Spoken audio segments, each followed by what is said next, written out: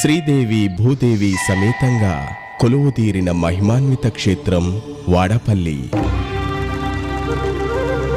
7 శనివారాల వెంకన్న గోవింద గోవింద. గౌతమి నది తోడుగా కలికల్మషాలను కడిగి ముక్తిని ప్రసాదిస్తాను అని కొలువుదీరిన 7 శనివారాల వెంకన్న దర్శనం 7 జన్మల పుణ్యఫలం.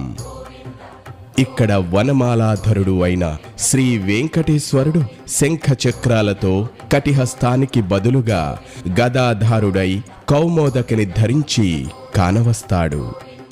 స్వామివారు దారురూపుడు కావడం వలన ఇక్కడ అభిషేకాలు నిషిద్ధం.